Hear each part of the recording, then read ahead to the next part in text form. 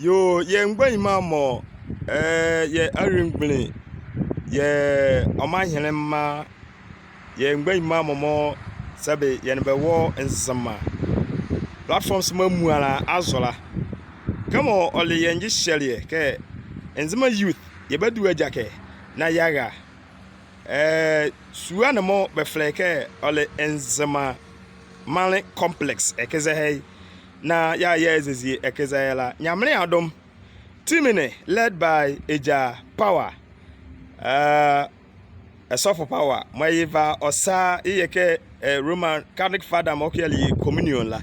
aha ama meline awuila emotia categorically ye na ye boyeduma za ha na ama meline awun emotisa ye lepe infonika ya vie gua o nzema platform biala mo smelling biala la onwa la moluma yeba ma yedie ma power aha finance yavia ma ye mame Eunice Boa wo ahunyele jima mo ye na yenye no mo yele bi ye ya on the 20th of next month and 20th of July la I think it is a Tuesday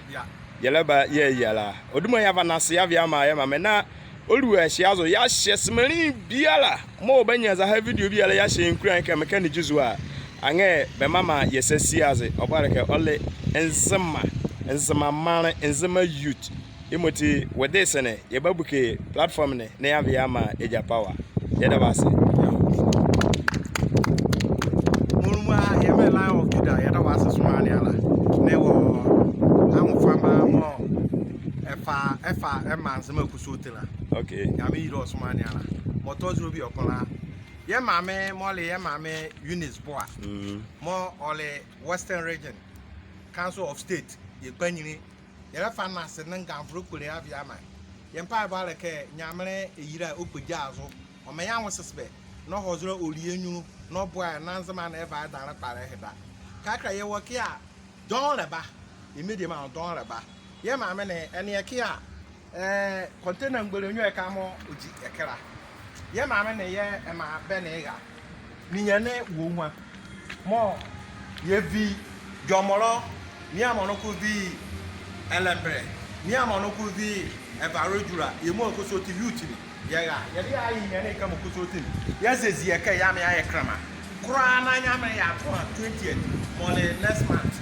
ana ya ole next month la ye ju na ye mo okosoti ye ye ke na ya ba ye nyiare ni debi omo ba bo ara ya bia to be nu moti ye resere we okubi akoba ba omu ye wura na nzema ne aba idara ara ye okubi amosuma ne ya ba as yo okay ye dawo ase yedi ma Power na mgbeimamo begale zahaye ezeziele mo yele sezie ekenela yewu omke yewu Eja Musa woye Evelyn ye bahra ye bizaye maha Eja Musa kabe kan wo be anene no salamu alaikum wa alaikum salam yo ye dabase on be ejima mo bele boba ba manzi mama na edon ko dengrare na la edon ko duri ajake evegale enzimamale complex ekeza hai yala ba ya chichi keze takabe chichi keze deba ye takabe nikize nia ekeze ya adorela it was intact the baby ala le fine wo keze he no kwa ke ibiele no kamo yele enzama potin yala ba ye ngbanima yala ba ya Council of State Members Western Region on the 20th la ye okay ye ba na ye batoto ni nyene ngoko nyonyo boe moti nzo ni dweke ye ele e kan wo ekeza ya molumwa e bala ngbanima asi one ye mame Eunice Boa ke mo yala e ro nke sebi tezuka dodo mo la ye no mo ngrebe okay yo la ya so bi lezuka no on ni ayu ko ye na mo nyam da da mo nya dweka so fi agwanzuma e da ko ye dia susuma e da ko ye junzi ke biara do no so no be frela ye da ko e ba ye mo ale ye da wase papa omka your first time o ebekeza hele e ala kezi environment de na kezi embrace ye yenzu dweke in a short yenzu dweke kwele ye mame a mo ichimomba momba make eni agale ni iye de kule papale manda de bia o ya to an kan ta wo kale e mo e ke yam kan e ke yam kan wo gale ne ye kuza ye de yas Mpacha edali chief carpenter okay yeda was papa baba di chi was so Okay. ebo elismeli ebo duma kan kamo villa how okwa Mpacha Melismani from Mohammed Mudi. okay Mpacha okay, ya man. Abara boy in fact. Oh yeah, I saw the part. okay Yalla ngbe ma don was make mo bia ta kwata ebieza. okay Na ma me no ho gina ye jeze hela in fact. Yeah, that's good part. Yeah, ba zere bia no come was make ke. Bia bomoda vai impa boy ever die ma me nzi. Papa. Wo munu ya zo so. Bia bomoda vai impa boy ever die woman nzi papa na. In fact, ya na eji bi mo ama so nyere wansi ma. Okay. Ma ko anyi buki. yo mda wase nya mafaya woduma ne kamo villa Okay, from me,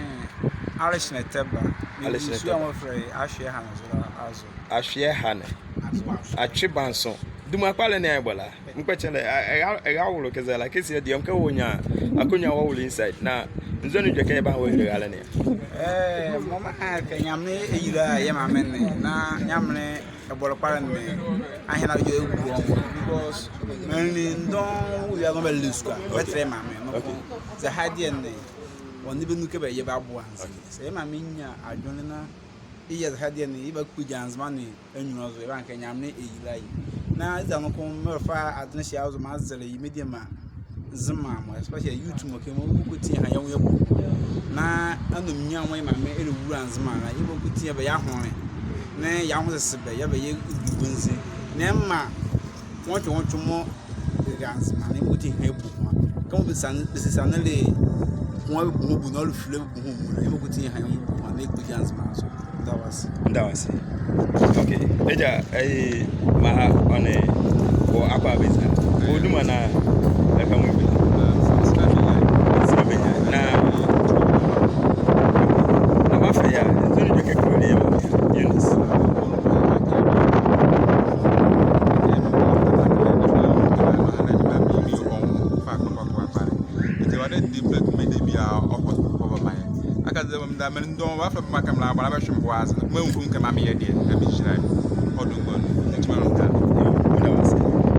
surroundings ekeze gale besiaba oh yamame ese nyamle eyira o sabani akasun bele mo jikezala kamo ye papa mo lumwala hala ye papa power ese mia one nyene wo za hai two containers ni mo enzama ngavle yela ba ya yesisi ya ye nwure eji moti esieti ye ga ati yeda ko bi ala ase ake ye nga shara ba ma ye bo ye wura inside na ye na ne nuwa echi oh wow aha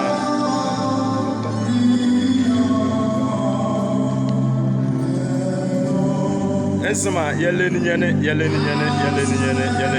ah ye mame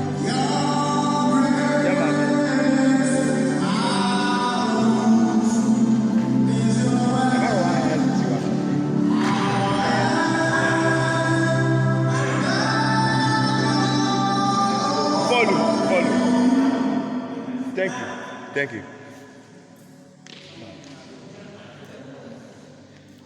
Emoti say ekize ye nyamne adomo a ye ba ye yi a ensema on the 20th ekize ye ba ye yi a emoti sa ama ayo bi ala hu ejima ma ye de youth ne ye mmenike ye fa na ya boy avia manzama na nzama beda ba va beda kpale yemu ya avia hedala okay yenya enere echi na ye sende ye medium ye papa mo bedamba wo amanva one bedamba mo sebe be wo Ghana keze ne mumba wo adindrenula ye la faza high video ne ya sande ba moti